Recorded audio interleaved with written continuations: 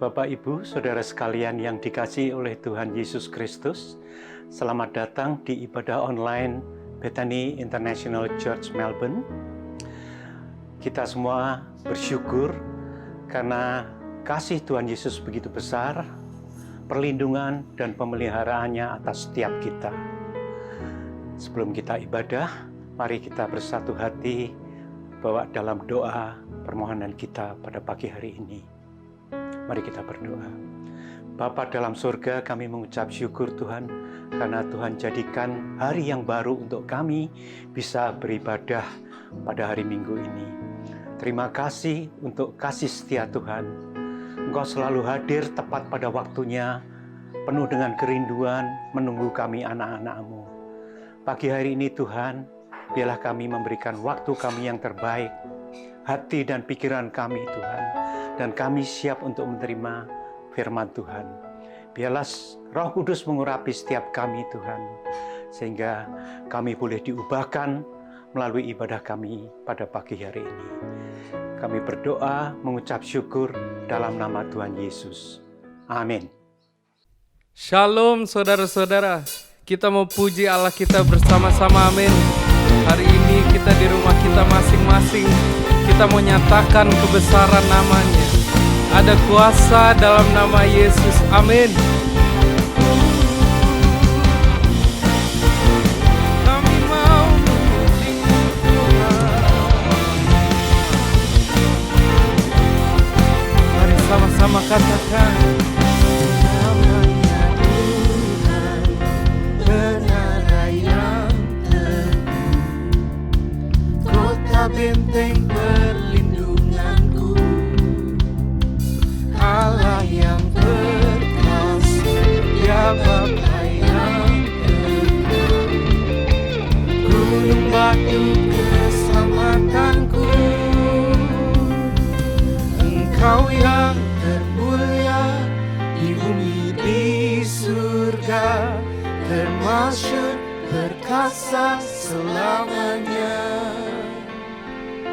Engkau yang berkuasa di dalam segala hal, ada kuasa dalam nama Yesus.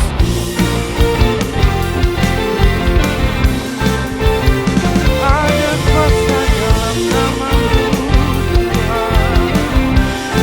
Kuasa namanya Tuhan, menara yang teguh, kota benteng perlindunganku, Allah yang perkasa, Dia Bapa yang kekal, gunung batu keselamatanku,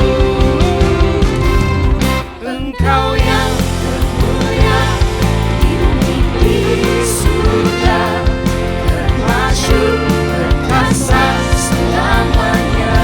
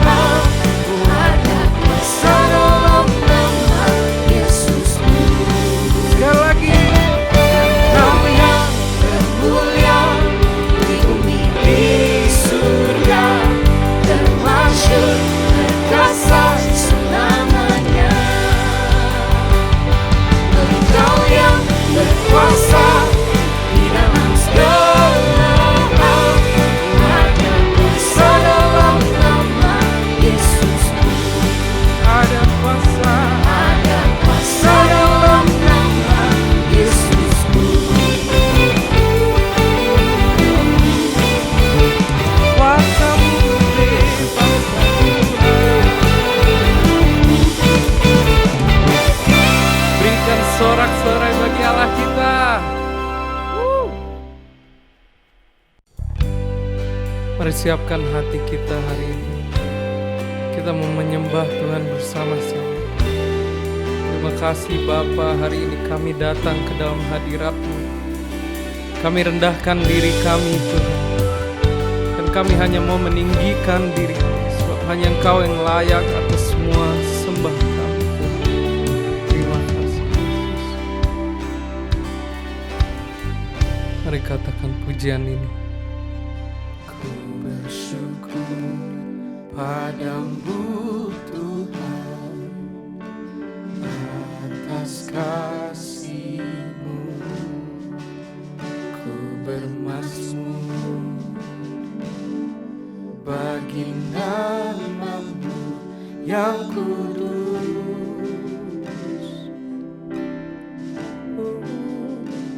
sebab Engkau kebenaranku. Padamu ku percaya, betapa mulianya Tuhanku. Ku rindu menyatakan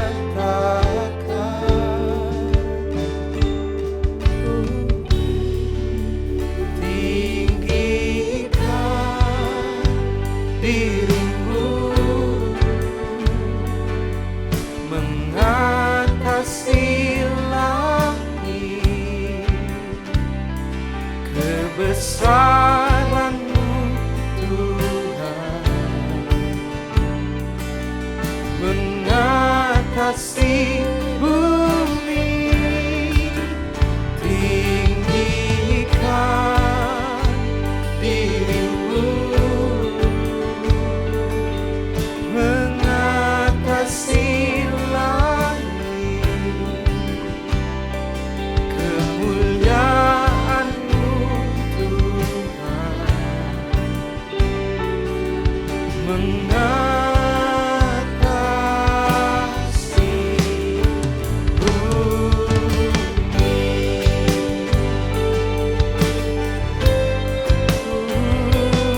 Kami tinggikan Engkau Yesus.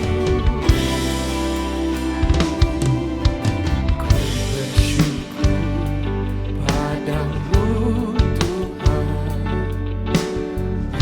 atas kasih-Mu.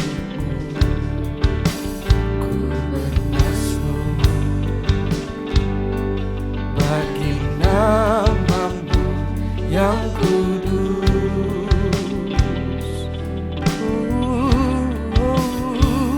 Sebab Engkau kebenaranku.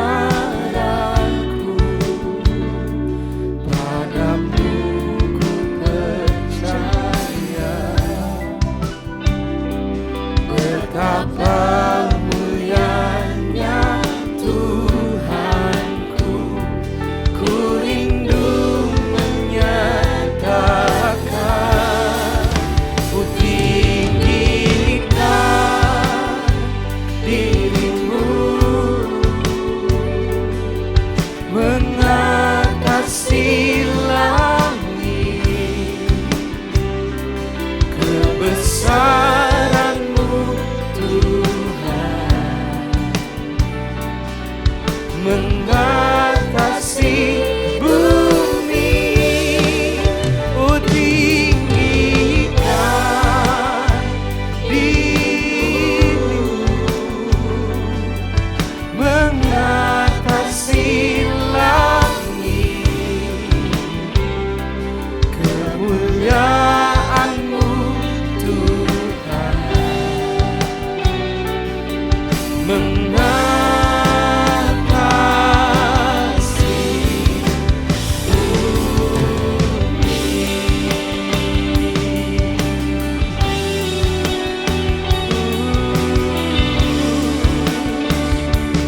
Mari sembah Tuhan.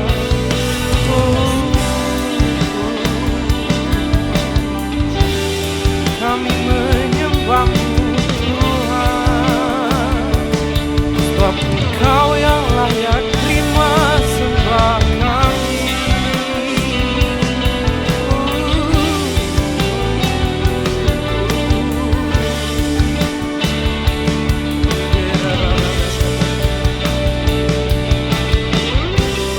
Mari naikkan sembah.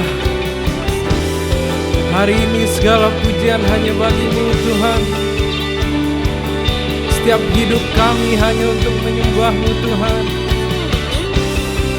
Kami datang, kami mau naikkan kebesaran-Mu, kami mau nyatakan kebesaran-Mu dalam hidup kami.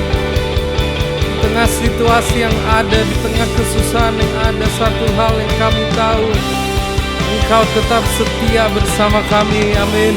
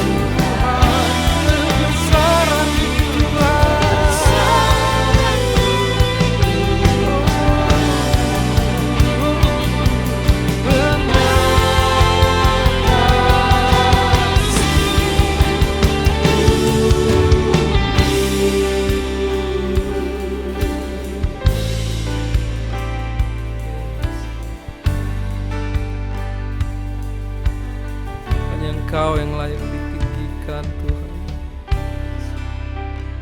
Kami dapat hidup sampai saat ini Tuhan, sungguh karena kasih karunia-Mu. Kami mempersembahkan hidup kami hanya padamu Tuhan. Apapun yang kami lakukan, semoga semua untuk memuliakan nama-Mu Tuhan. Terima kasih Yesus.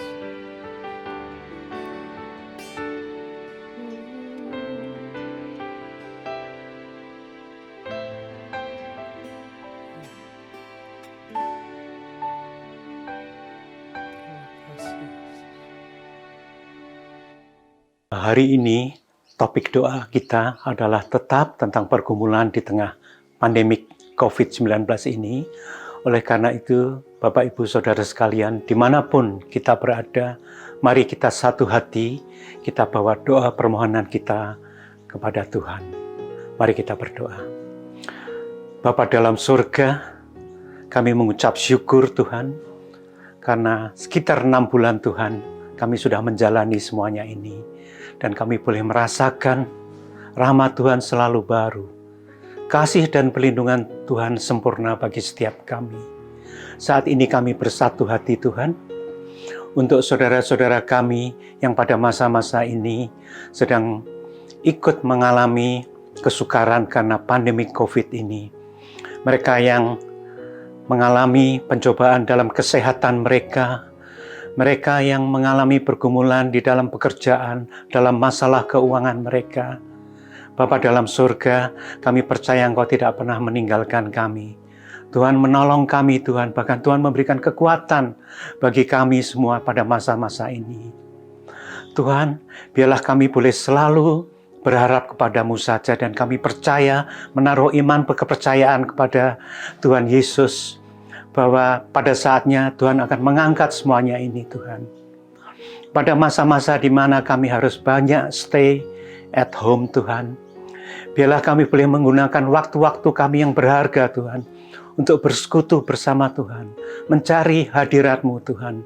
Dan biarlah damai sejahtera Tuhan, itu turun atas kehidupan kami Tuhan, atas kehidupan keluarga kami Tuhan, sehingga dalam tiap keluarga, dalam pribadi kami, ada damai sejahtera, ada sukacita yang daripadamu, yang menguatkan kami, memampukan kami Tuhan, untuk melewati masa-masa yang tidak mudah ini Tuhan. Kami percaya Tuhan akan perlindungan, pertolongan Tuhan. Kami berdoa untuk setiap acara-acara yang dilakukan oleh gereja-gereja, baik itu melalui online Zoom, melalui cara-cara yang lain Tuhan. Biarlah kami boleh tetap semangat Tuhan, hadir Tuhan, rindu untuk bersekutu dengan Tuhan Yesus, rindu untuk bersekutu, berfellowship dengan saudara-saudara seiman. Karena dari situlah Tuhan kami boleh mendapatkan kekuatan untuk kami saling menguatkan dan mendapatkan kekuatan dari Roh Kudus. Dan akhirnya Tuhan kami berdoa supaya Roh Kudus sendiri yang menuntun kami dalam kehidupan kami, dalam masa-masa ini Tuhan, sehingga semuanya boleh teratasi. Roh Kudus yang memberikan kami motivasi Tuhan, untuk kami selalu mencari Engkau Tuhan, mendapatkan kekuatan dan pertolongan daripadamu. Dan kami percaya Tuhan, dalam waktu-Mu yang indah semuanya ini akan selesai. Kami berdoa supaya gereja boleh bergandengan tangan untuk menjadi berkat, untuk menyaksikan, menjadi garam dan terang kepada komunitas, kepada dunia ini, bahwa pertolongan itu datangnya daripada Tuhan Yesus. Dan biarlah nama Tuhan Yesus yang dimuliakan. Terima kasih Tuhan Yesus, Engkau yang menyempurnakan doa-doa kami. Kami berdoa dan mengucap syukur dalam nama Tuhan Yesus. Amin.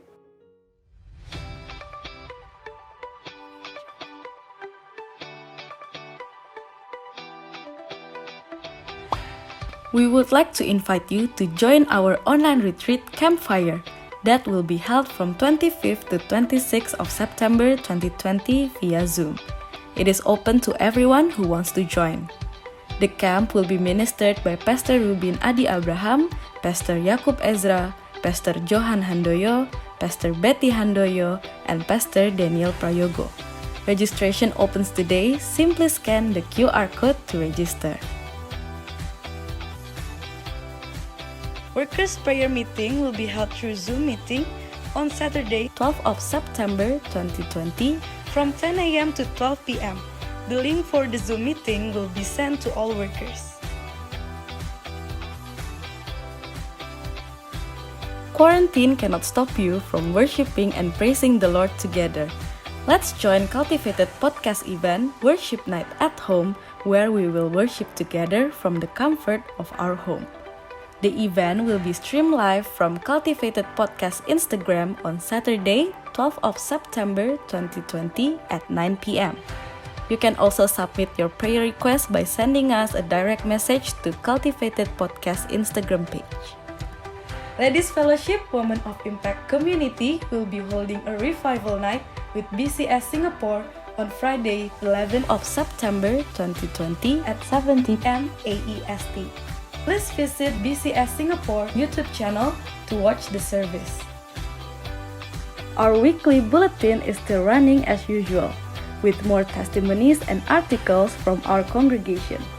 Simply scan the QR code to read the latest bulletin. Do you have plenty of free time at home and don't know what to do? Are you looking for new skills to acquire during this quarantine season? The Vessel is introducing you to Quarantive. We are opening free classes for you to join, so simply scan the QR code to register. Those who need prayer support may submit your prayer requests through the following link: www.bethanymalb.org.au/form/prayer request. Our pastoral team will contact you immediately. We are inviting you to join fasting prayer that is held every Saturday from 10 a.m. through Zoom meeting. For more information, please contact Demak. Prayer Tower are held through Zoom meeting. You can find the scheduled times as below.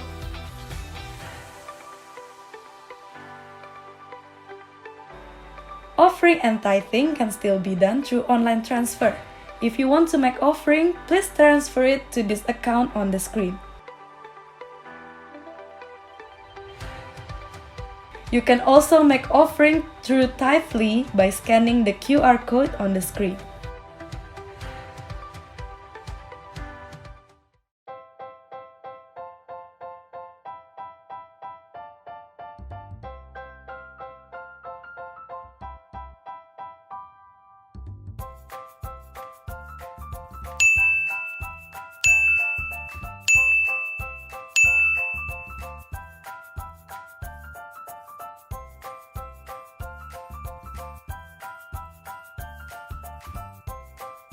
This is his work mouse. This is what my dad uses at night when he is like doing his computer at night, so I don't wake up.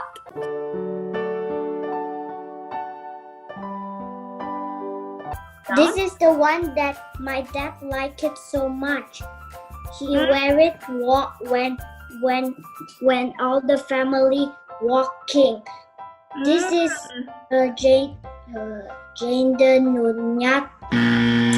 Jayden United. I don't know, this is like a Zoom meeting. So today I bring my dad's coffee cup because I couldn't think of something else. I think he works at like Big Super or something, I'm not sure. He works as like an engineer at like this car place. I don't really know what he likes. He normally goes what our mom picks.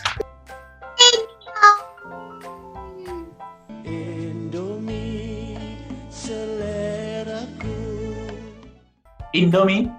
I also like it too, but the spicy one. And you gotta ask him. No, I didn't ask.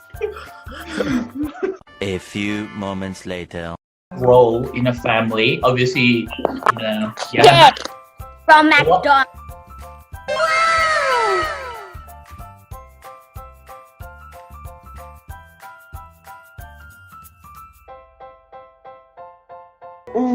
18, 17 years. 12 years. We've been together for 20 years, I think. I don't know.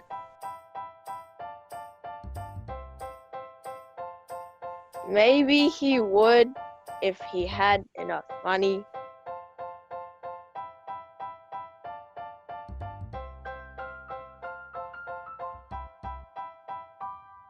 Train. God is not scary. 10. 7.5. From 0 to 10, who else got 0, Amy? Did he ever discipline you? Yeah. Yeah. Eyes also with Ariel. How did he do it? That time when Ariel didn't clean up her room was so messy. And then what did he do? Oh, like I think it's like then he asked me and Ariel to both clean up the room because she can't do it all herself, so I decided to help her.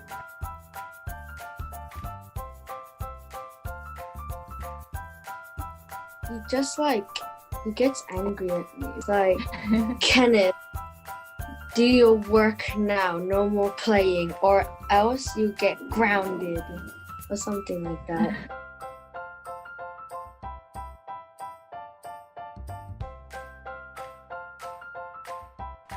Yes. Yes.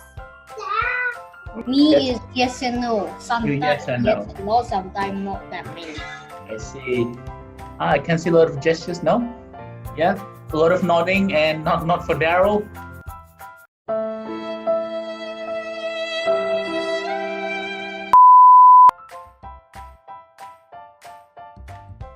My friends were playing with me on a game, and Yeah. then my dad said,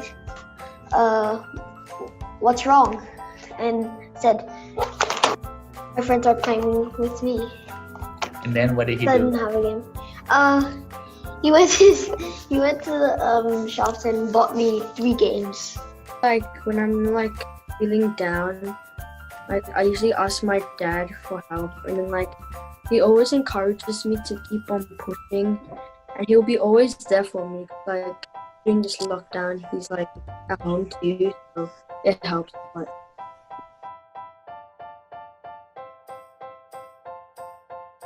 Happy Father's Day! Father's Day.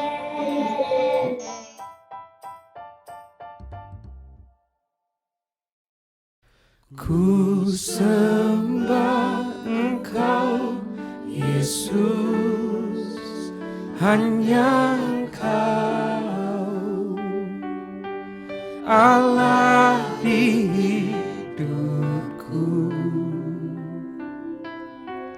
Tiada yang lain, hanya Kau, hanya Engkau Tuhan. Selamanya Kau tetap Allah, walau dunia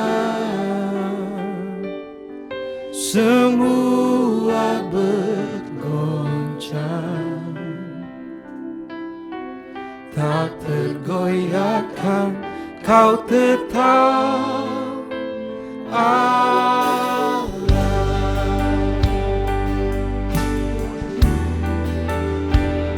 Nyanyikan lagu ini. Betapa dahsyat Engkau Tuhan. Betapa dahsyat Engkau Tuhan, pencipta segala yang ada, dulu sekarang sampai selamanya.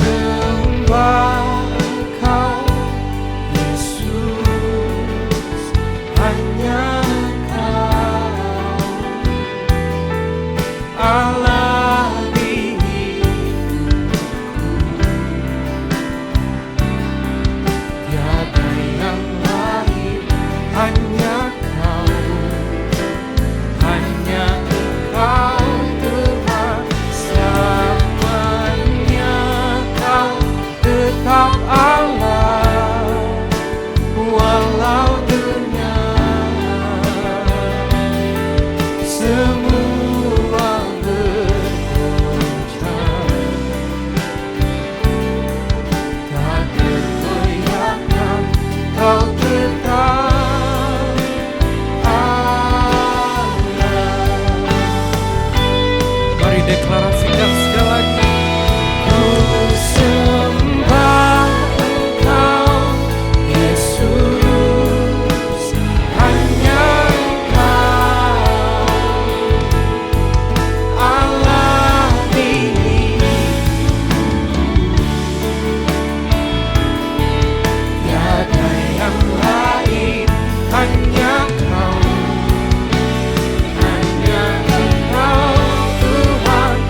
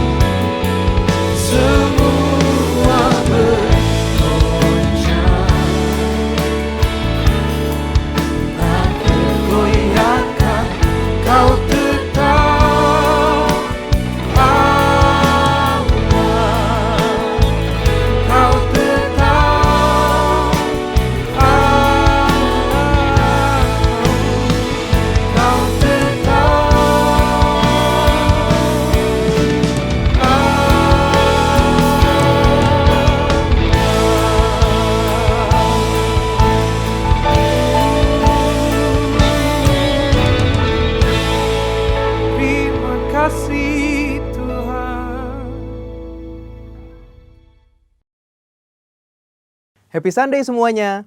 Banyak orang bertanya-tanya, apakah pandemi yang kita hadapi adalah tanda kedatangan Tuhan Yesus yang kedua kali? Sebelum kita menjawab pertanyaan tersebut, kita harus mengerti bahwa kedatangan Tuhan Yesus dapat dibagi menjadi dua tahapan. Tahapan pertama adalah pengangkatan gereja atau yang sering kita sebut dengan rapture. Pada tahapan ini, Tuhan Yesus akan datang di awan-awan dan menjemput kita untuk bersama-sama dengan Dia. Tahapan kedua adalah penampakan Kristus. Pada tahapan ini, Tuhan Yesus beserta orang-orang kudusnya akan mengalahkan antikristus di dalam perang Harmagedon, lalu mendirikan kerajaan 1000 tahun damai. Kita mempercayai bahwa pengangkatan gereja terjadi sebelum masa aniaya atau masa antikristus. Sehingga pertanyaannya adalah, apakah pandemi seperti COVID-19 saat ini dapat dikatakan sebagai tanda bahwa pengangkatan gereja atau rapture sudah dekat? Dalam Matius 24 ayat 4-12, Tuhan Yesus memberitahu murid-muridnya mengenai tanda-tanda yang akan terjadi menjelang kedatangannya yang kedua kali, yaitu yang pertama, goncangan-goncangan terhadap orang percaya, yang kedua, goncangan-goncangan terhadap semua orang di bumi, dan yang terakhir, pemberitaan Injil di seluruh dunia.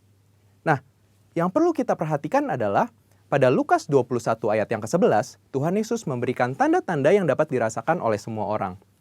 Dan akan terjadi gempa bumi yang dahsyat.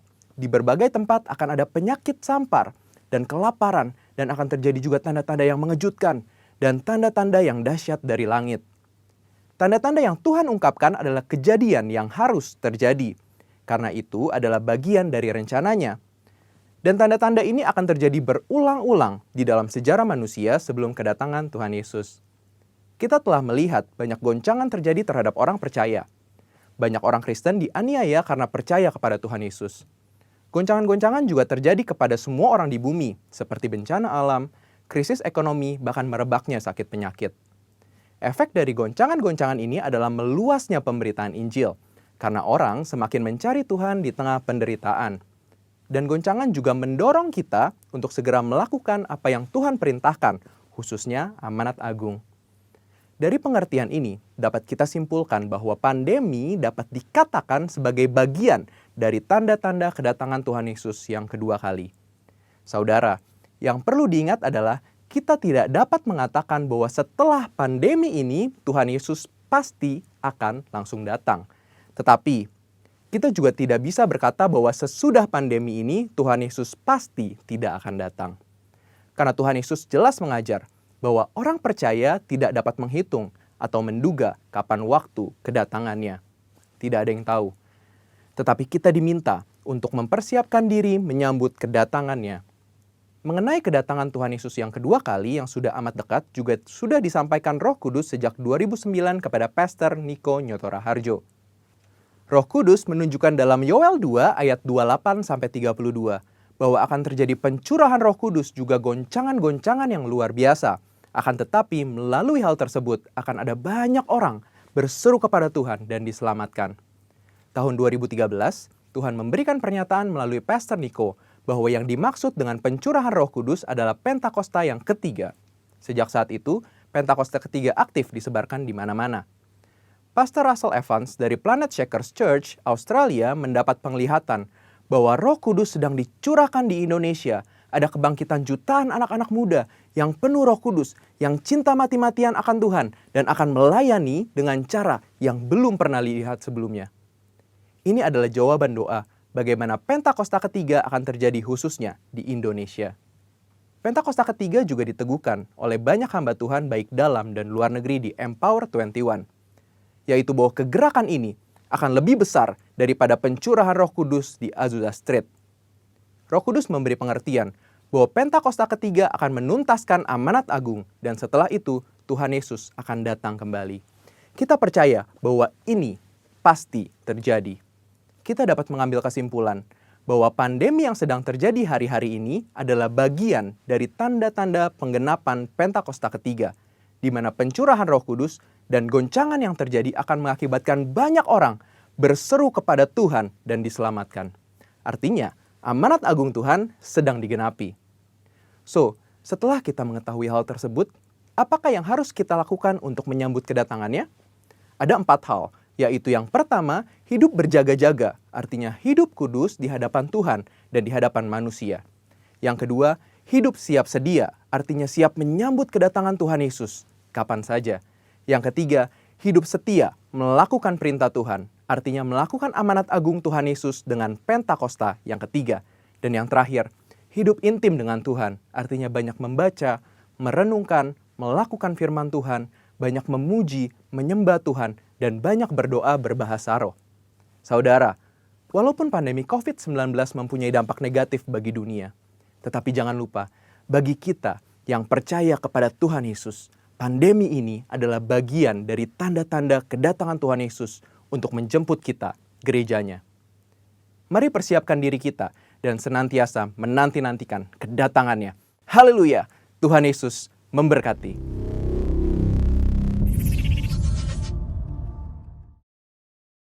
Saudara-saudara yang terkasih dalam Tuhan, sebelum kita bersama-sama membaca, belajar, dan merenungkan firman Tuhan, mari kita berdoa.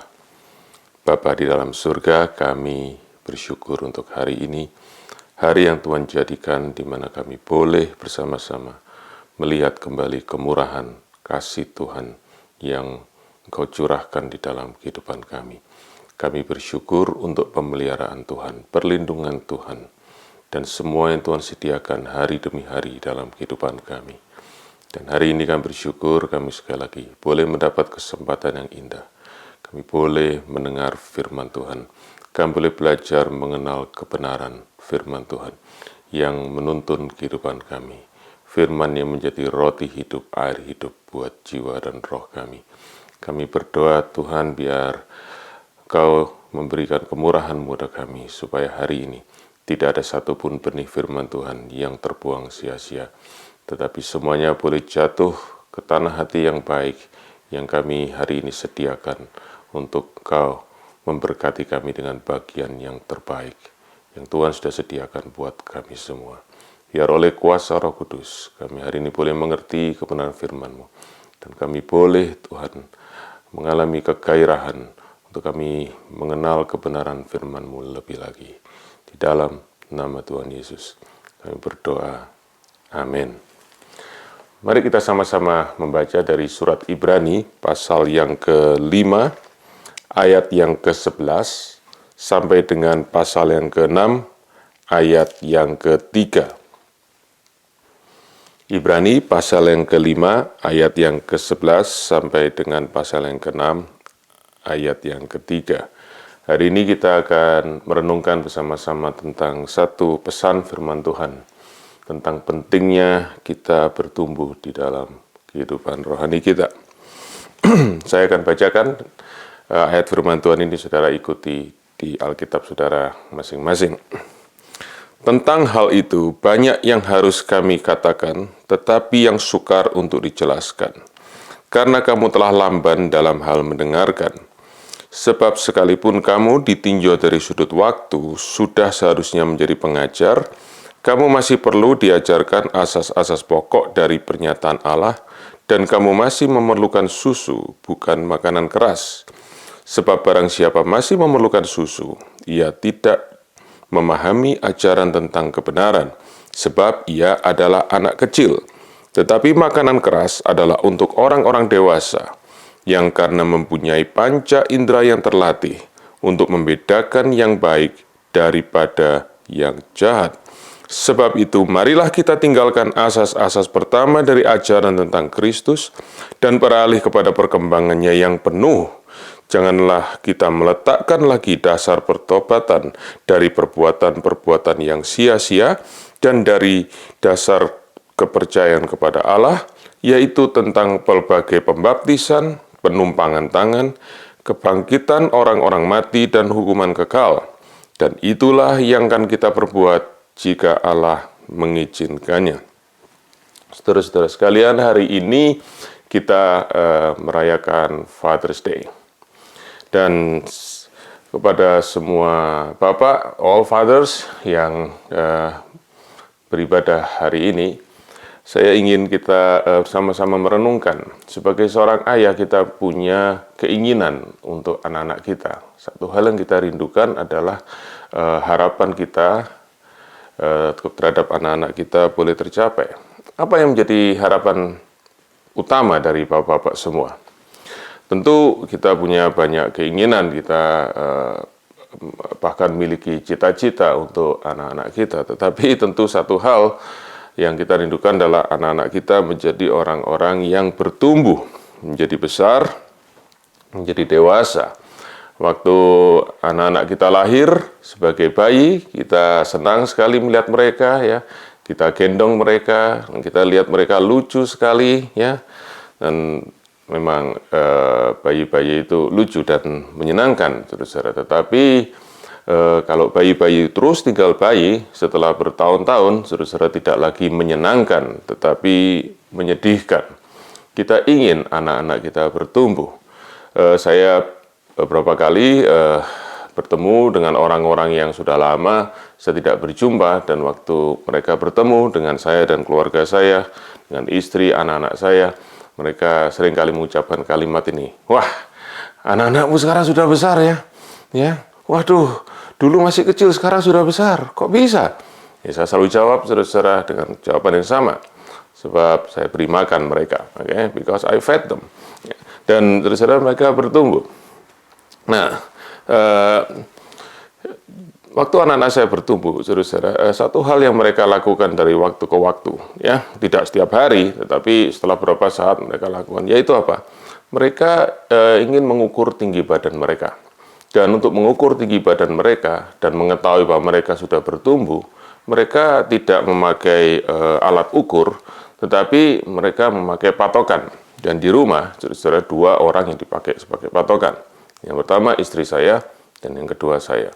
Dan hari ini ketika anak saya, mereka semua sudah tertawa-tertawa, saudara-saudara, ketika mereka melihat mereka sudah mendalui tinggi daripada istri saya, ya, satu persatu.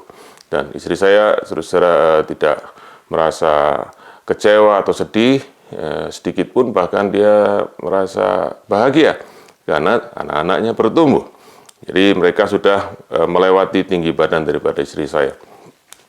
Sekarang mereka lagi bergumul dan berdoa, saudara-saudara, kapan mereka bisa mencapai tinggi badan saya dan melewatinya. Saya tidak tahu kapan itu terjadi, tapi saya harapkan satu kali terjadi. Dan itulah, saudara-saudara, harapan dari seorang ayah kepada anak-anaknya. Dan tentu kita bukan hanya mengharapkan mereka bertumbuh secara fisik, tetapi juga bertumbuh, saudara-saudara, secara mental, secara intelektual, ya, di dalam jiwa. Dan sebagai anak-anak Tuhan, kita juga ingin mereka bertumbuh di dalam iman mereka, di dalam kehidupan mereka. Dan itulah, saudara-saudara, yang menjadi harapan dari Bapa kita di surga kepada anak-anaknya, yang disampaikan lewat penulis surat Ibrani ini, yaitu Bapa di surga ingin kita semua bertumbuh. Waktu kita mengalami keselamatan pertama kali, saudara-saudara, kita menjadi anak-anak Allah oleh kasih karunia Allah yang kita terima lewat iman kita kepada Tuhan Yesus. Kita mengalami kelahiran baru, maka Bapa di surga ingin kita bertumbuh, menjadi dewasa, dan akhirnya menjadi serupa dengan gambaran anaknya, yaitu Tuhan Yesus. Dan di dalam surat Ibrani, ayat yang kita baca tadi, saudara-saudara, kita melihat ada satu problem yang serius di kalangan jemaat kepada siapa penulis surat Ibrani mengirimkan pesan, yaitu mengalami hambatan bahkan kemandekan di dalam pertumbuhan rohani mereka. Setelah sekian lama, saudara-saudara, mereka menjadi orang Kristen, ternyata mereka didapati tidak bertumbuh di dalam kehidupan rohani mereka. Dan itu kita bisa lihat di dalam ayat yang ke-12, dari pasal 5, saudara-saudara, di mana penulis surat Ibrani menulis, "Sebab sekalipun kamu ditinjau dari sudut waktu, sudah seharusnya menjadi pengajar." Jadi secara waktu, secara kronologis, dari jumlah waktu yang dilewati, saudara, mereka seharusnya sudah menjadi pengajar. Nah, pengajar di sini bukan berarti mereka semua menjadi guru, mereka semua menjadi pengkhotbah, saudara-saudara, tidak demikian. Tetapi pengajar di sini artinya adalah mereka menjadi orang-orang yang dewasa, orang-orang percaya yang dewasa, yang bisa memimpin orang lain, membimbing orang lain dengan perkataan dan teladan di dalam kedewasaan rohani mereka. Mereka bisa menolong orang lain untuk bertumbuh di dalam kerohanian mereka. Tetapi, saudara-saudara, yang terjadi adalah sesuatu yang menyedihkan. Setelah sekian lama, mereka tidak menjadi orang dewasa, mereka tetap menjadi bayi. Dan bayi tidak bisa menolong orang lain. Bayi justru harus terus ditolong. Dan saudara-saudara, itu ditunjukkan di dalam ayat yang ke-12, yang dikatakan, sebab kamu masih memerlukan susu dan bukan makanan keras. Dan waktu penulis surat Ibrani menunjuk kepada susu, dia menunjukkan itu sebagai indikator daripada ketidakdewasaan rohani. Dan saudara-saudara, kalau seorang bayi minum susu, maka kita bisa senang melihat, kita bisa melihat sesuatu yang menjadi kebahagiaan bagi orang tuanya, sesuatu yang kelihatan lucu. Tapi kalau orang sudah bertahun-tahun saudara-saudara masih minum susu terus, maka itu adalah sesuatu yang mengkhawatirkan, bahkan sesuatu yang tragis, yang menyedihkan. Nah, penulis surat Ibrani berkata, engkau masih memerlukan susu dan bukan makanan keras. Saya percaya banyak ibu-ibu di sini, all mothers, ya, yang memiliki bayi, maka satu hal yang sering ditanyakan kepada ibu-ibu ini, apakah babymu sudah mulai makan solid food, sudah mulai makan makanan keras, atau masih terus susu, baik itu ASI maupun formula. Jadi ada keinginan saudara-saudara untuk berpindah dari hanya minum susu, jadi makan keras. Itu adalah tanda terjadi pertumbuhan rohani. Dan saudara-saudara, menurut data yang saya baca, informasi yang saya baca, seorang bayi itu sebenarnya sejak umur 4-6 bulan, maka mereka sudah harus mulai makan makanan solid. Dan jemaat di surat Ibrani ini, saudara-saudara, sudah bertahun-tahun, tapi mereka hanya bisa minum susu. Nah, saya ingin sedikit saudara-saudara sampaikan bahwa kalau kita bicara tentang susu, saudara-saudara, tidak selalu dalam konteks yang negatif. Kita perlu melihat konteks daripada ayat tersebut. Di dalam 1 Petrus pasal yang kedua, ayat yang kedua, dikatakan demikian, dan jadilah sama seperti bayi yang baru lahir, yang selalu ingin akan air susu yang murni dan yang rohani, supaya olehnya kamu bertumbuh dan beroleh keselamatan. Jadi air susu di sini dikatakan adalah seperti firman Tuhan yang murni dan yang rohani, yang diperlukan oleh seorang bayi. Dan Petrus berkata bahwa sebagai orang Kristen kita harus punya keinginan untuk mendapatkan firman Tuhan yang benar, yang membuat kita bisa bertumbuh. Jadi susu di situ bicara tentang hal yang positif, yaitu tentang firman Tuhan yang murni, yang kita dengar, yang membuat kita mengerti lebih lagi siapa Tuhan dan apa yang menjadi kehendaknya, dan kita mengerti lebih lagi seluruh kebenaran firman Tuhan kan menuntun kehidupan kita di dalam rencana Tuhan yang indah. Tetapi di dalam pasal yang kelima, Ibrani pasal yang kelima ayat 12 ini, susu adalah tanda dari ketidakdewasaan rohani. Dan itu dilambangkan di dalam, itu dijelaskan di dalam ayat yang ke-12. Dikatakan, kamu masih perlu lagi diajarkan asas-asas pokok dari penyataan Allah. Nah, di dalam terjemahan bahasa Inggris dikatakan, asas-asas pokok itu memakai kata elementary truth, ya, elementary, dasar sekali, bahkan mungkin hanya pengantar. Nah, kata elementary itu dari bahasa Yunani stoikia, yang artinya adalah huruf atau alfabet. Jadi, saudara-saudara, penulis surat Ibrani ini bicara dengan satu hal yang sangat keras sekali. Kamu ini untuk firman Allah seperti anak yang baru bisa belajar membaca huruf. Belum kata, belum kalimat, baru kenal huruf. Berarti masih sangat-sangat basic, saudara-saudara. Dan itulah yang terjadi setelah mereka menjadi orang Kristen bertahun-tahun. Dan ada satu kata lagi yang penting, saudara-saudara, di dalam ayat 12 dikatakan, kamu masih perlu diajarkan lagi, perlu diulang kembali alfabet itu. Berarti ini seperti saudara-saudara anak yang sekolah yang tidak pernah naik kelas. Tiap tahun mengulang terus belajar alfabet dari tahun ke tahun, saudara-saudara, sehingga mereka tidak bisa mengerti kebenaran firman Tuhan yang lebih lagi yang membuat mereka bisa bertumbuh. Nah, apa akibatnya karena mereka harus terus belajar alfabet? Tertulis di dalam ayat yang ke-13. Sebab barang siapa masih memerlukan susu atau masih harus terus belajar alfabet, belajar hal yang basic, ia tidak memahami ajaran tentang kebenaran, sebab ia adalah anak kecil. Dan saudara-saudara, ajaran tentang kebenaran itu, saudara-saudara, ajaran pakai kata logos, saudara-saudara, tidak lain adalah firman Tuhan sendiri. Ya, ajaran tentang kebenaran itu adalah firman Tuhan sendiri, sebab Paulus menulis di dalam 2 Timotius 3, 2 Timotius pasal 3 ayat yang ke-16, dia berkata, segala tulisan yang diilhamkan Allah atau firman Allah memang bermanfaat untuk mengajar, untuk menyatakan kesalahan, untuk memperbaiki kelakuan, dan untuk mendidik orang dalam kebenaran. Berarti pengajaran tentang kebenaran, logos tentang kebenaran ini, saudara-saudara, adalah sesuatu yang harusnya dimiliki oleh setiap orang Kristen ketika mereka bertumbuh menjadi dewasa. Tetapi bayi-bayi rohani dalam surat Ibrani tidak bisa mengerti firman Tuhan yang mendewasakan mereka, sebab mereka terus berkutat dengan alfabet, dengan hal yang sangat-sangat basic. Dan itu sebabnya mereka disebut bayi-bayi. Dan kalau saya mau katakan, mereka disebut bayi-bayi tua. Nah, mereka tidak bisa mengerti ajaran tentang kebenaran. Nah, ajaran apa yang dimaksud oleh penulis surat Ibrani ini? Apa yang dimaksud dengan bagian firman Tuhan yang mereka tidak bisa mengerti? Itu ada di dalam ayat yang ke-10. Dan saudara dan sebelumnya. Kalau saudara membaca di dalam surat Ibrani, ayat 10 mundur ke belakang sampai pasal yang keempat, ayat 14. Di situ penulis surat Ibrani sedang membahas atau menjelaskan sesuatu tentang Tuhan Yesus.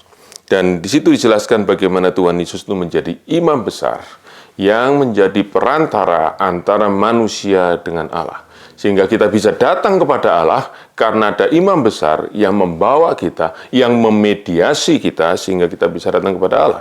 Saudara-saudara, satu kebenaran yang sangat indah, satu kebenaran yang sangat dalam, yang saudara-saudara sungguh-sungguh harus membuat kita bersukacita dan melihat begitu indahnya keselamatan yang kita terima di dalam Yesus yang menjadi imam besar kita.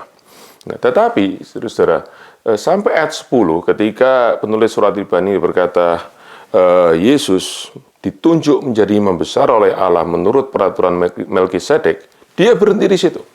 Dia tidak lanjutkan lagi, lalu dia berkata di dalam ayat yang ke-11, saudara-saudara, tentang hal itu banyak yang harus kami katakan.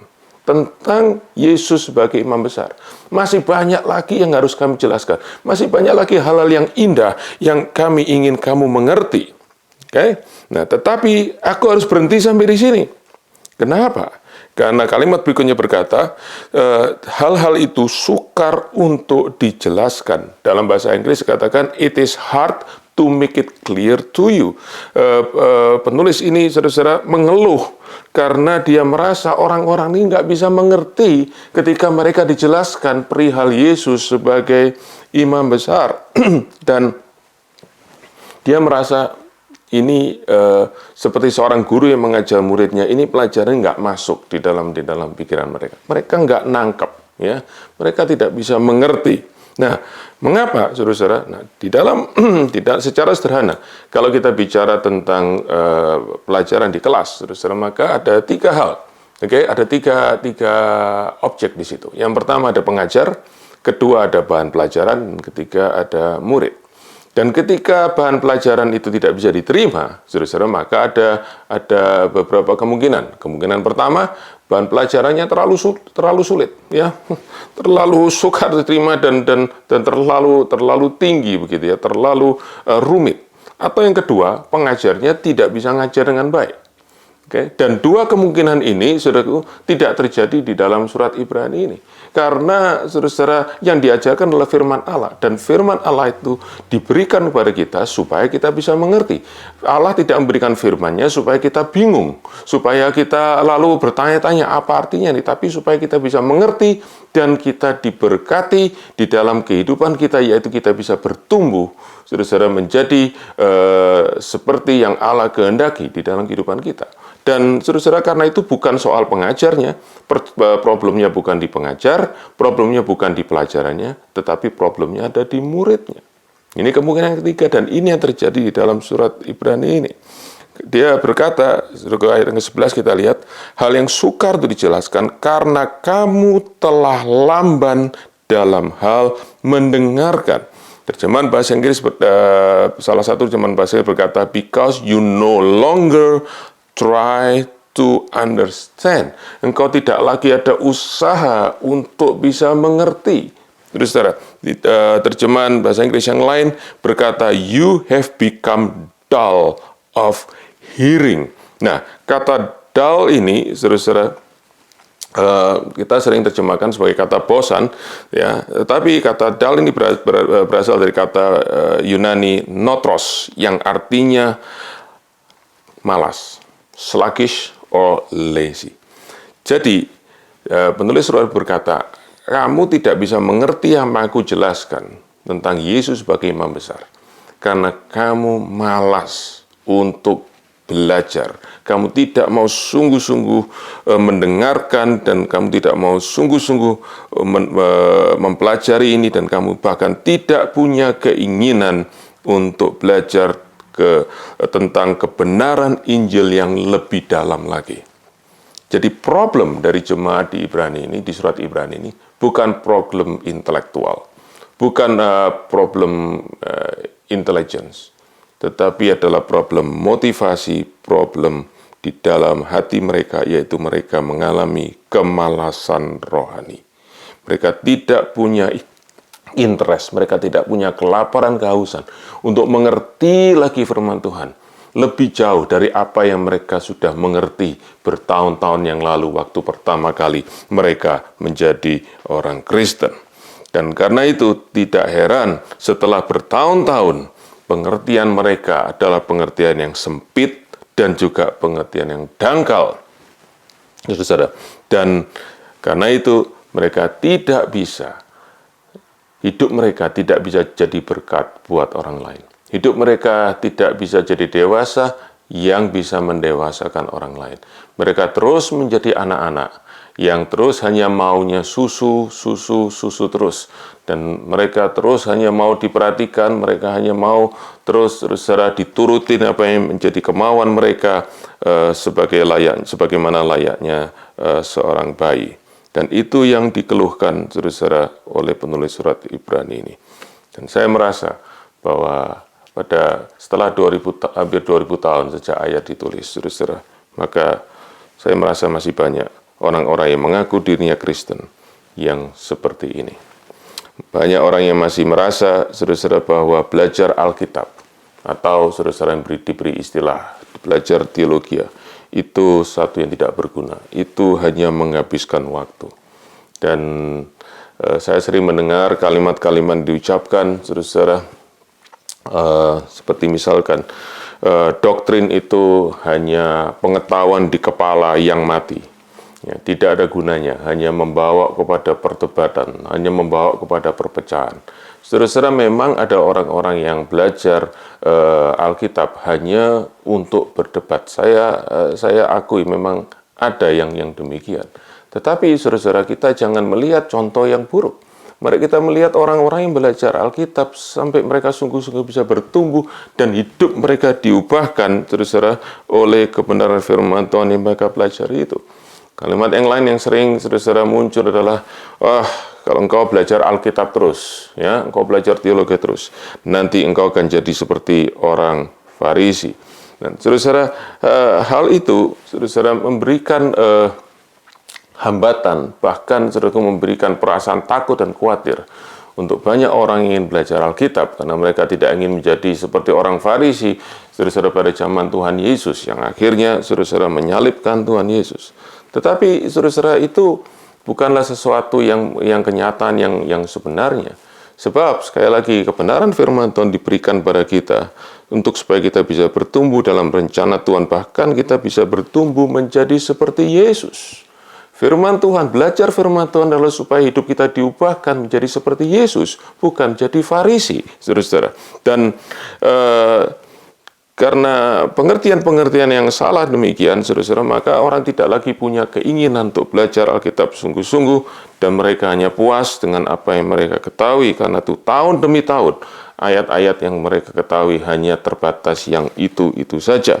Dan mereka, saudara-saudara, banyak orang yang kemudian memakai alasan bahwa kita mau jadi seperti anak kecil saja, ya, tidak tahu banyak, tapi yang penting percaya. Ya, saudara-saudara, mereka mengutip perkataan Tuhan Yesus, barang siapa mau masuk dalam surga, ia harus menjadi seperti anak kecil. Tetapi saudara-saudara, kalau saya boleh pakai istilah bahasa Inggris, kita harus membedakan antara yang namanya childlike faith, iman seperti anak kecil, yaitu iman yang sungguh-sungguh berpegang teguh, iman yang saudara-saudara, yang kuat, ya, seperti seorang anak kepada bapaknya atau kepada ibunya, saudara-saudara, ya. Anak kecil tuh yakin ayahnya, ibunya mengasihi dia, ya, karena itu dia tidak pernah khawatir, saudara-saudara, apa yang terjadi di sekelilingnya. Ya, saudara, kalau saudara tanya hari ini kepada anak-anak kecil, saudaraku, anak-anak umur 10 tahun atau lebih muda daripada itu, itu tergantung, saudaraku, cara berpikir mereka. Berapa banyak di antara anak kecil hari ini yang khawatir akan resesi? Saudaraku, banyak mereka tidak mengerti, saudaraku, apa itu resesi. Yang mereka tahu adalah setiap hari mereka tetap bisa makan, setiap hari mereka tetap bisa sekolah, saudara-saudara, yang diizinkan sekolah, saudaraku, setiap hari mereka punya kebutuhan mereka, sebab mereka percaya bapak ibu mereka akan mencukupi kebutuhan mereka. Siapa yang khawatir resesi? Bapak ibunya, saudara-saudara, ya. Tapi anak-anak kecil mereka tidak ada khawatir. Itu childlike faith. Tetapi saudaraku, ada istilah yang lain, yaitu childish faith, yaitu iman yang kekanak-kanakan, iman yang hanya minta semuanya dituruti untuk keinginannya. Dan saudara-saudara, orang yang tidak punya kerinduan untuk belajar firman Tuhan lebih lagi, mereka adalah orang-orang yang imannya adalah iman yang kekanak-kanaan atau childish faith. Karena itu, saudara-saudara, mereka hanya ingin ayat-ayat yang cocok dengan interest mereka, kesukaan mereka. Ayat-ayat yang menghibur, ayat-ayat yang menjanjikan hal-hal yang enak di dalam hidup ini. Ayat-ayat yang menyetujui mereka, ya, yang approve mereka. Dan tentu ayat-ayat yang mudah, saudara-saudara. Dan itu semua hambatan pertumbuhan rohani. Karena orang tidak ingin belajar firman Tuhan lebih lagi, saudara-saudara, adalah karena memang kalau kita mau belajar Alkitab sungguh-sungguh, kita membutuhkan waktu dan kita membutuhkan usaha. Dan tidak banyak orang yang ingin invest waktu mereka untuk belajar firman Tuhan sungguh-sungguh. Dan dikatakan tadi, saudara-saudara, kalau kita mau berpindah dewasa, maka kita harus mulai makan makanan keras. Nah, makanan keras, saudara-saudara, itu adalah bicara tentang solid food, ya. Jadi sebenarnya yang tepat bukan makanan keras, tapi makanan padat. Makanan padat itu, saudara-saudara, harus dikunyah, ya, harus dichew. Dan kadang-kadang memang perlu dikunyah lebih lama, saudaraku, chewy dalam bahasa Inggris istilahnya. Dan tentu jauh lebih mudah untuk minum susu, ya, tinggal gluk gluk gluk gluk gluk, selesai, oke. Tapi makanan yang padat, saudara-saudara, perlu usaha, dan banyak orang berkata, sudah, itu capek mikir dan lain sebagainya, saudara-saudara, dan itu menunjukkan kemalasan rohani. Dan di dalam surat Ibrani, penulis surat Ibrani, saudaraku, memberikan peringatan tentang adanya kemalasan rohani dan bahayanya orang yang tidak sungguh-sungguh memperhatikan firman Tuhan. Saya bacakan 2 ayat. Di dalam Ibrani pasal yang kedua, ayat yang pertama. Ibrani pasal yang kedua, ayat yang pertama. Penulis surat Ibrani berpesan demikian. Karena itu, harus lebih teliti kita memperhatikan apa yang telah kita dengar. Harus lebih teliti perhatikan firman Tuhan yang telah kita dengar, supaya kita jangan hanyut di bawah arus. Saudara, satu-satunya jalan kita untuk bisa kuat menjadi orang Kristen, tidak kena arus dunia ini. Tidak kena, saudara, hawa nafsu dunia membinasakan, adalah kita memperhatikan dengan teliti firman Tuhan dan menyimpannya di dalam hati kita. Ibrani pasal 4 ayat yang kedua. Dikatakan demikian, karena kepada kita diberitakan juga kabar kesukaan sama seperti kepada mereka. Mereka adalah nenek moyang orang Israel di padang gurun yang keluar dari Mesir dan akan masuk dalam tanah Kanaan. Tetapi firman pemberitaan itu tidak berguna bagi mereka, karena tidak bertumbuh bersama-sama oleh iman dengan mereka yang mendengarnya. Jadi mereka tidak dengarkan sungguh-sungguh. Terus mungkin satu ilustrasi yang saya bisa gambarkan adalah kalau sudah sering naik pesawat, ya, tiap kali sebelum pesawat itu take off, ya, lagi taxiing, ya, sebelum masuk ke runway untuk take off, maka pasti saudara di pesawat itu akan dipertontonkan petunjuk tentang keselamatan. Ya, bagaimana mengenakan sabuk pengaman, saudara, bagaimana menaruh barang-barang di tempat yang benar, ya, bagaimana nanti kalau oksigen itu turun, dan bagaimana, saudara, kalau ada emergency landing. Saya ingin bertanya kepada saudara yang sudah naik pesawat, berapa banyak saudara setiap kali menonton dan memperhatikan itu sungguh-sungguh? Saudara, sering kali kita sudah tidak lagi perhatikan. Saya sering lihat penumpang di sebelah kiri, sebelah kanan saya, saudaraku, mereka sibuk baca dan mereka dengarkan headset yang lain, saudaraku, mereka tidak peduli. Sementara, saudaraku, awak kabin itu sedang memperagakan, saudara, petunjuk keselamatan. Sudah tidak ada lagi perhatian, dan itu yang sering terjadi, saudara, di dalam banyak kehidupan orang Kristen. Tuhan Yesus berpesan, waktu dia menceritakan tentang perumpamaan tentang penabur, yaitu tentang firman Allah yang jatuh ke berbagai jenis tanah, dan akhirnya banyak yang mati atau tidak berbuah, dan cuma sebagian yang tumbuh. Dia memberikan satu pesan, karena itu perhatikanlah cara kamu mendengar. Take heed how you hear. Peringatan daripada Tuhan. Sebab dia tahu, saudara-saudara, banyak orang yang tidak sungguh-sungguh dalam mendengarkan. Mereka tidak sungguh-sungguh menghargai firman Tuhan. Dan saudara-saudara, itu yang menyebabkan mereka tidak bisa bertumbuh di dalam kerohanian mereka. Nah, mari kita lanjutkan. Di dalam ayat yang ke-14 dari Ibrani pasal yang ke-5, penulis surat berkata, makanan keras adalah untuk orang-orang dewasa, yang karena mempunyai panca indera yang terlatih untuk membedakan yang baik daripada yang jahat. Nah, ada 3 kebenaran di dalam ayat 14 ini. Yang pertama, saudara-saudara, kalau kita bicara tentang makanan keras atau makanan padat, maka kita harus merefer kembali ke dalam ayat yang ke-12, ya. Maaf, ayat yang ke-13, yaitu ajaran tentang kebenaran. Yang tadi, saudaraku, tidak bisa diterima oleh bayi atau anak kecil. Jadi, makanan padat ini adalah bicara tentang ajaran tentang kebenaran. Jadi, hal yang pertama yang kita bisa belajar adalah, orang hanya bisa bertumbuh menjadi dewasa kalau mereka memahami ajaran tentang kebenaran, kalau mereka belajar firman Tuhan. Itu kebenaran yang pertama dari ayat 14. Kebenaran yang kedua adalah tanda daripada kedewasaan rohani adalah mereka bisa membedakan, ya, mereka mempunyai panca indera, mereka mempunyai sense untuk bisa membedakan yang baik daripada yang jahat. Saudara-saudara, ini yang disebut discernment, ya, discernment. Sesuatu di dalam diri kita yang kita bisa mendeteksi, ya, untuk bisa tahu apakah itu baik, apakah itu jelek, apakah itu benar, apakah itu salah.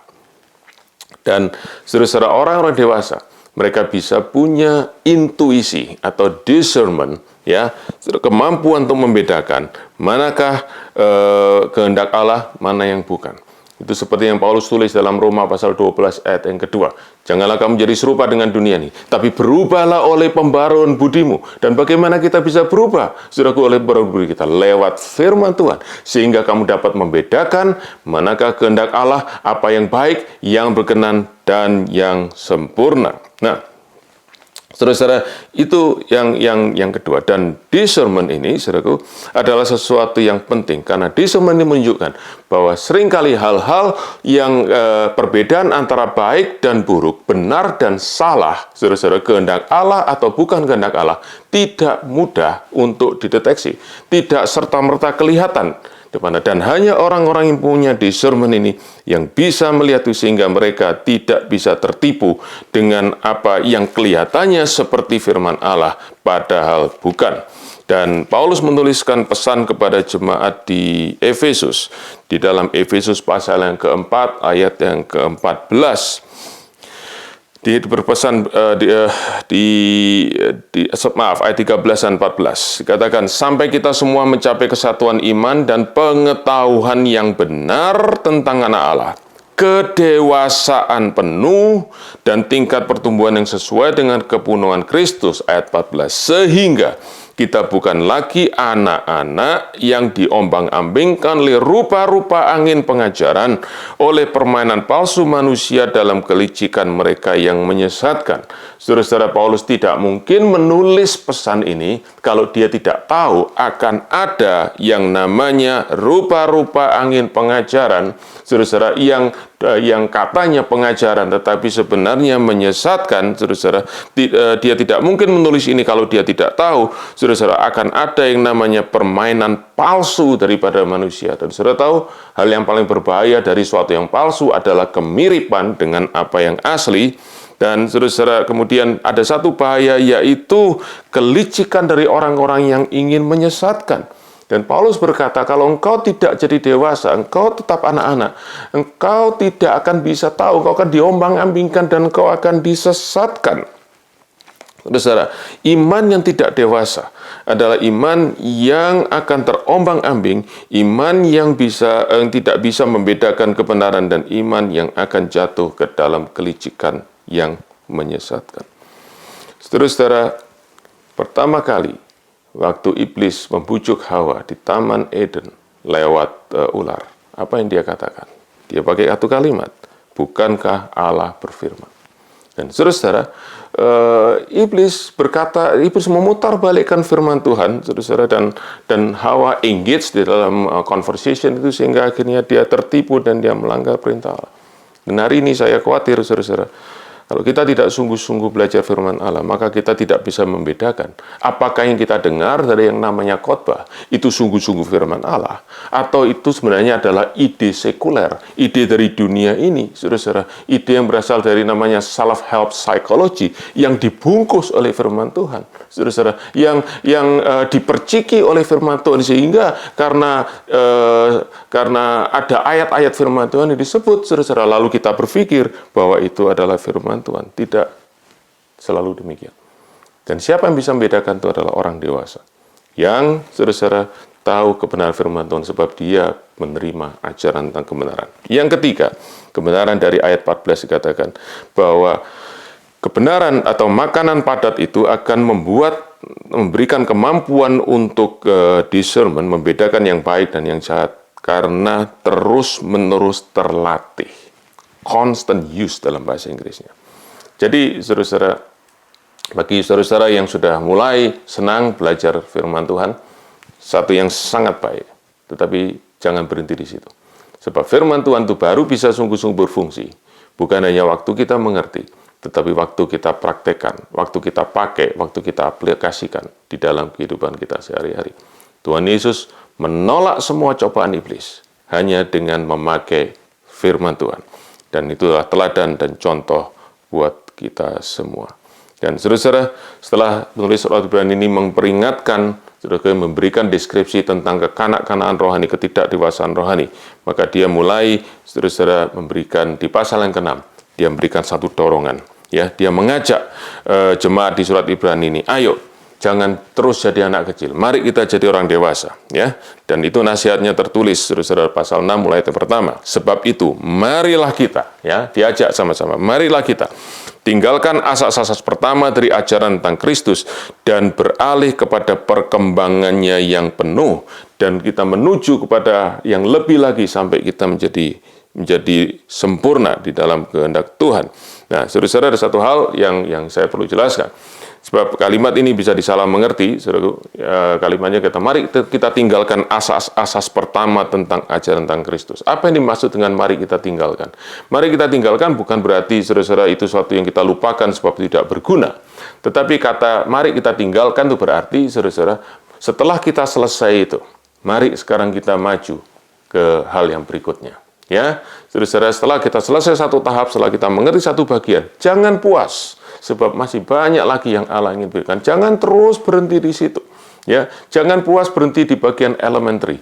Masuk saudara-saudara ke bagian yang lebih lagi dan lebih lagi, sebab Allah ingin kita terus bertumbuh dan semakin kita mengenal kebenaran firman Tuhan, maka hidup kita akan dibawa selaras dengan kehendak Allah. Nah, itu yang pertama. Kemudian, saudara-saudara, apa yang harus tinggalkan? Apa yang kita harus pelajari, tapi jangan berhenti di situ. Dia sebut sebagai asas-asas pertama, ajaran tentang Kristus. Nah, apa itu asas-asas pertama? Di situ kata elementary muncul lagi. Ya, saudara-saudara, ya, alfabetnya muncul lagi. Nah, apa alfabet tentang pengajaran tentang Kristus itu? Ada 6 hal, saudaraku, di dalam ayat pertama dan ayat yang kedua.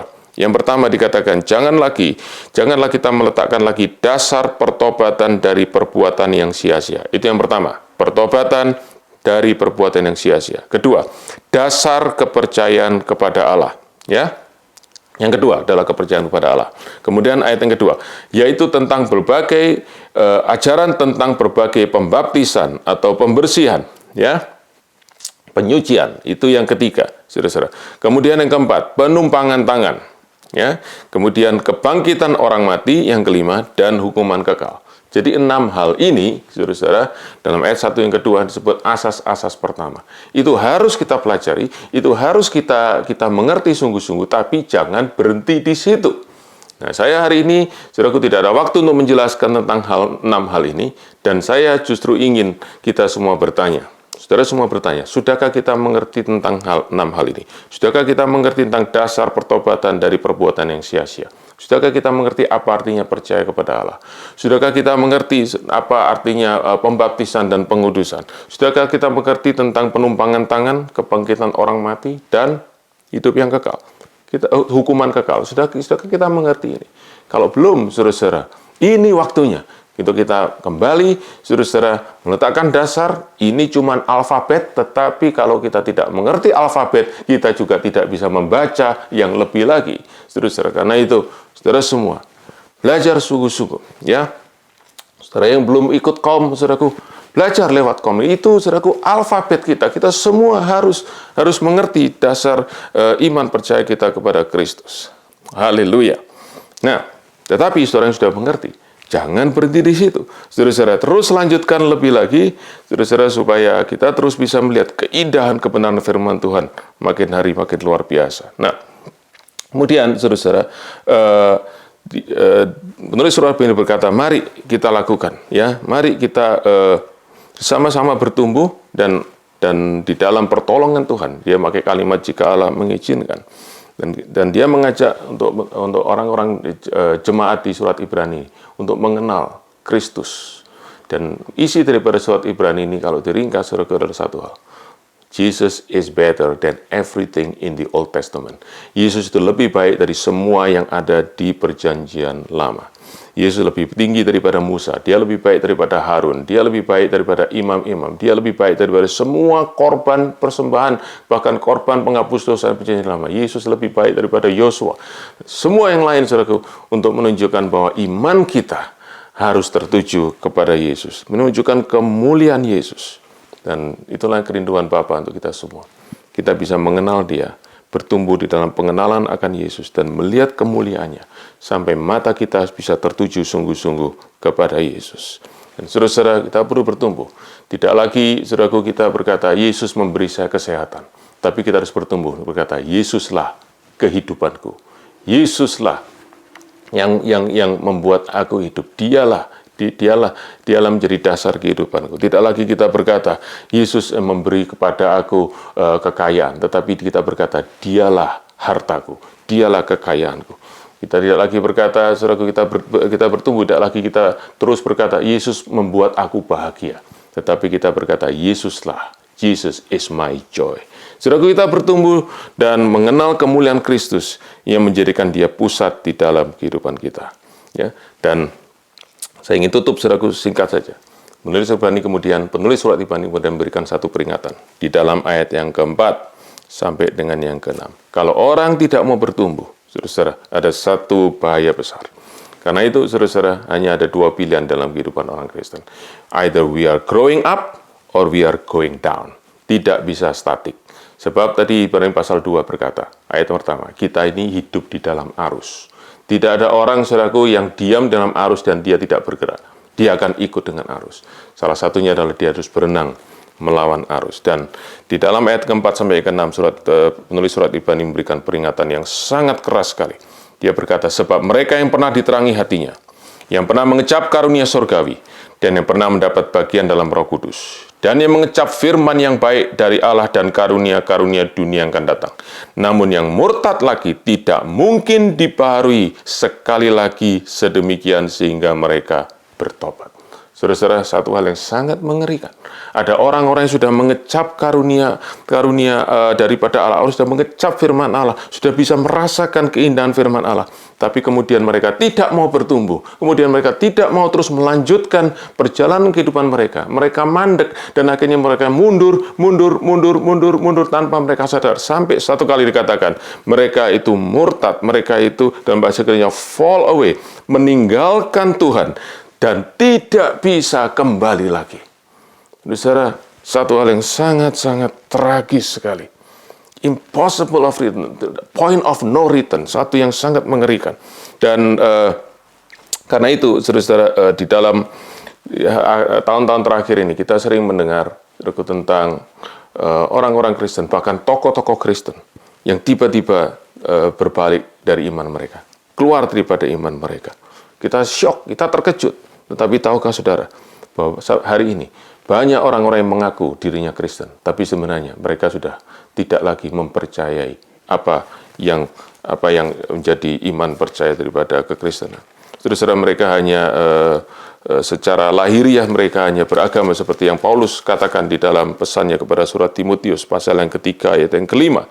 Dikatakan demikian, surat Timotius pasal 3 ayat yang kelima. Secara lahiriah mereka menjalankan ibadah mereka, tetapi pada hakikatnya mereka memungkiri kekuatannya. Saudara, satu hal yang lebih berbahaya lagi, karena kelihatannya di luar, saudaraku, masih sesuatu yang saya tetap jadi orang Kristen, tetapi ternyata di dalam mereka sudah menolak iman mereka. Kenapa, saudaraku? Karena mereka tidak punya keinginan untuk terus bertumbuh dalam kebenaran. Akhirnya mereka merasa bosan, mereka merasa Kristenan begitu-begitu saja, dan akhirnya mereka berkata, semua ini sia-sia. Mereka tetap mempertahankan, saudara, menampakkan di luar sebagai orang Kristen, tapi dalam hati mereka sudah tidak lagi punya keinginan, tidak lagi punya kelaparan kehausan akan firman Tuhan. Itu yang disebut faithless Christian. Orang Kristen yang sudah tidak ada lagi iman, just religion. Ada satu survei di Amerika, saudara, dikatakan 87% keluarga di Amerika, di seluruh Amerika, 87%, ya, mereka punya Alkitab di rumah. Tetapi kebanyakan dari mereka hampir tidak pernah baca, atau tidak pernah baca sama sekali. Saudara-saudara, satu hal yang sangat menyedihkan, dan karena itu saya ingin katakan, di dalam kehidupan orang Kristen tidak ada zona netral, tidak ada kehidupan yang statik.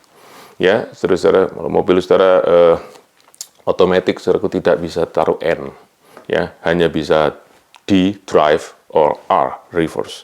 Hanya bisa growing up or going down. Hanya kita bisa berkembang atau kita akan shrink. Kita harus sungguh-sungguh serius. Karena itu penulis surat Ibrani menutup pesannya di dalam ayat 11 dan 12 dari pasal 6. Dia berkata, tetapi kami ingin supaya kamu masing-masing menunjukkan kesungguhanmu yang sama untuk menjadikan pengharapanmu suatu milik yang pasti sampai pada akhirnya, agar kamu jangan menjadi lamban, tetapi menjadi penurut-penurut mereka yang oleh iman dan kesabaran mendapat bagian dalam apa yang dijanjikan Allah. Mari kita terus bertekun, belajar firman Tuhan lebih lagi, supaya kita bertumbuh di dalam kehidupan rohani kita. Bukan hanya supaya kita jadi dewasa, tetapi kita juga bisa mendewasakan orang lain. Hidup kita jadi berkat buat orang lain. Ialah Allah Roh Kudus yang menggerakkan hati kita, membangkitkan kembali appetite, spiritual appetite dalam diri kita. Kita menjadi anak-anak yang merindukan firman Tuhan itu, supaya kita bisa bertumbuh dan menjadi dewasa di dalam Kristus. Amin. Mari kita berdoa. Bapa di dalam surga, terima kasih untuk firman-Mu, dan kami berdoa biar firman ini bukan hanya memberi kepada kami pengertian dari ayat-ayat yang kami baca, tetapi membangkitkan kami dari ketiduran rohani kami, dari kemalasan rohani kami, dari kesantaian rohani kami. Supaya kami punya kerinduan untuk kami belajar firman Tuhan. Supaya kami mengerti bahwa kami perlu untuk mengenal kebenaran firman-Mu lebih lagi. Dan Tuhan beri kami kekuatan. Kalau kami mulai merasa tidak mudah untuk mengerti firman-Mu, kami boleh tahu Engkau Allah yang tidak akan merahasiakan kebenaran-Mu kepada kami. Kami percaya Roh Kudus akan menuntun kami. Tetapi Tuhan beri kepada kami. Gerakkan hati kami, tolong kami Tuhan. Jamah hati kami sekali lagi. Supaya kelaparan kehausan firman-Mu itu boleh hidup kembali di dalam hati kami semua. Supaya tidak satu pun dari kami yang tinggal di dalam kemalasan, di dalam kanak-kanak rohani yang akhirnya kami menjadi orang-orang yang meninggalkan Engkau. Tuhan, tapi kami ingin jadi orang-orang yang makin kuat, percaya kepadamu, makin sungguh-sungguh dengan Engkau. Dan kehidupan kami diubahkan. Dan kami boleh menjadi berkat buat orang-orang lain. Terima kasih Bapa, meteraikan firman-Mu oleh kuasa Roh Kudus dalam hati kami semua. Di dalam nama Yesus. Amin. Sebelum kita tutup ibadah kita hari ini, saya ingin mengucapkan Happy Father's Day untuk semua Bapak yang beribadah hari ini bersama-sama. Biarlah sukacita daripada Tuhan, ya, dan privilege untuk menjadi seorang Bapak, dan juga tanggung jawab yang Tuhan beri kepada kita, itu kita boleh mengerti dan kita boleh pahami dalam hati kita. Untuk semua Bapak, mari kita boleh menjadi seperti Yosua yang memimpin keluarga kita di dalam iman kepada Tuhan. Ya, Yosua berkata, aku dan seisi keluargaku, kami akan beribadah kepada Tuhan. As for me and my house, we will serve the Lord. Dan saya berdoa supaya semua Bapak boleh memimpin keluarganya untuk sama-sama menjadi orang-orang yang takut akan Tuhan, orang yang percaya kepada Tuhan, orang-orang yang beribadah kepada Tuhan, dan orang-orang yang mengasihi dan melayani Tuhan. Dan juga biar semua Bapak punya kerinduan seperti Rasul Yohanes kepada anak-anak rohaninya, yaitu yang kuinginkan adalah anak-anakku hidup dalam kebenaran. Tidak ada yang lebih membahagiakan selain melihat anak-anakku hidup dalam kebenaran. Biar itu menjadi kerinduan buat saudara semua, para Bapak tempat ini, anak-anak saudara yang nomor satu saya rindukan. Bukan mereka menjadi orang berhasil di sekolah, bukan menjadi orang berhasil di pekerjaan. Ya, kita rindukan itu, tapi yang paling kita rindukan adalah satu hal. Mereka menjadi orang-orang yang hidup dalam kebenaran. Happy Father's Day sekali lagi. Tuhan berkati saudara semua. Mari kita berdoa sekali untuk menutup ibadah kita. Bapa di surga, di hari Father's Day ini, kami ucap syukur untuk kemurahan Tuhan. Dan hamba berdoa untuk setiap Bapak di tempat ini. Biar firman-Mu ada di dalam hati mereka. Sehingga oleh firman itu, mereka boleh mengajar anak-anak mereka di dalam setiap kesempatan untuk boleh mengasihi Tuhan, untuk boleh mengenal Tuhan, boleh percaya kepada Tuhan, dan pada akhirnya boleh melayani Tuhan. Jadikan setiap Bapak kepala keluarga yang memimpin seluruh keluarga mereka menjadi keluarga yang beribadah, yang menyembah kepada Tuhan. Terima kasih Bapak, kami akan masuk minggu yang akan datang bersama-sama dengan hati yang percaya kepadamu, dengan hati yang dituntun oleh firman-Mu. Dan biar di dalam segala hal, Tuhan, kerinduan kami adalah nama-Mu dipermuliakan di dalam kehidupan kami. Karena itu saudara yang terkasih, masuk bersama-sama minggu yang datang di dalam kasih karunia daripada Tuhan Yesus, berkat daripada Allah Bapa dan persekutuan Roh Kudus yang terus menyertai kita, dan firman Tuhan yang menuntun kehidupan kita, membawa kita bertumbuh makin serupa dengan Kristus dan memuliakan Tuhan. Hari ini sampai kita bertemu dengan Tuhan di dalam kemuliaan dan kekekalan, di dalam berkat nama Tuhan Yesus. Kita semua yang percaya sama-sama katakan amin. Tuhan berkati saudara semua, sampai bertemu di dalam ibadah yang akan datang.